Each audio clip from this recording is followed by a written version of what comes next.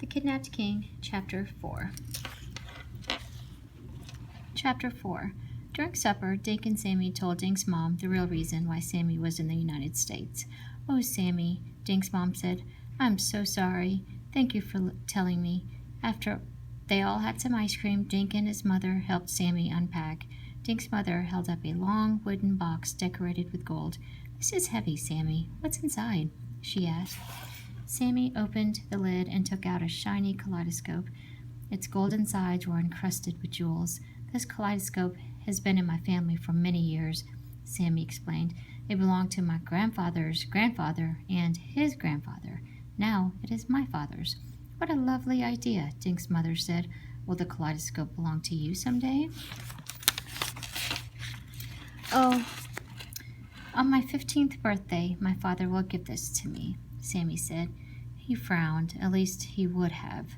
"But now, I don't know what will happen." Dink felt badly for Sammy. He couldn't imagine what he would feel if his parents ever got kidnapped. Dink's mother sat on the bed next to Sammy. She took his hand. "Sammy, I'm sure your parents will be found soon," she said. "Didn't you tell us that your father's friends are searching every corner of your country?" Sammy nodded. "But his enemies are clever," he said. "They may have taken my parents far away from Koster." Dink's mother gave Sammy a big hug. Then she laid his pajamas and slippers on his bed. The PJs were red silk, and the slippers were purple velvet with floppy gold tassels. "Pretty snazzy," Dink said, grinning at Sammy. "I usually sleep in an old t-shirt and shorts." Just then, the front doorbell rang. Dink's mother left the room. "Watch," Sammy said, kneeling on the floor. He unscrewed the large end of the kaleidoscope and poured out all the pieces of glass. They made a red, yellow, and blue mound on the rug. "It comes apart," Dink said. He picked up some of the glass. The thin pieces felt smooth in his fingers. A knock came at the door to Sammy's room. John Clinker poked her head in. "Hi, Sammy," she said. Sammy smiled and scooped up the glass. "I'm showing Dink my kaleidoscope," he said. Dink helped Sammy put the kaleidoscope back in its box. "Fine, Sammy," Joan said, looking at her watch. "It's almost 8. How about a short French lesson?"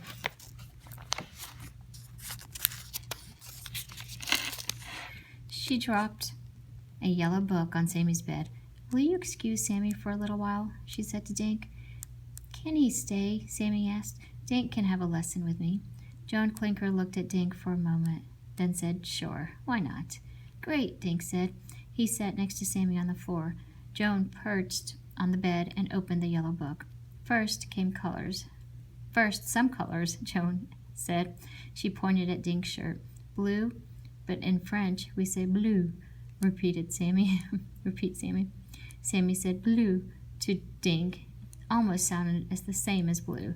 Joan pointed at Dink. "Now you, please." "Blue," said Dink, trying to imitate Sammy. "Good." Joan put a hand on Sammy's folded pajamas. "Red," she said. "Rouge," said Sammy. To Dink, it sounded almost like rouge. So that's what he said. Joan Clinker held up the yellow book. "Jaune," she said. "Le livre est jaune." The book is yellow. She pointed at Dink. "Can you say jaune?"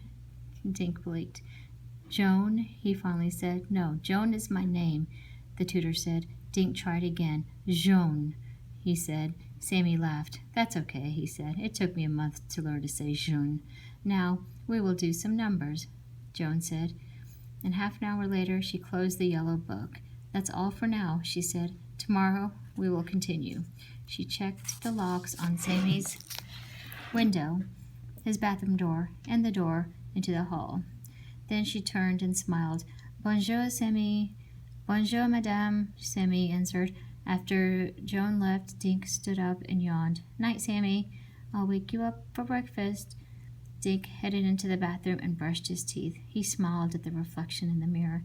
Tomorrow, he decided, he'll learn how to say, "My toothbrush is purple," in French. The end.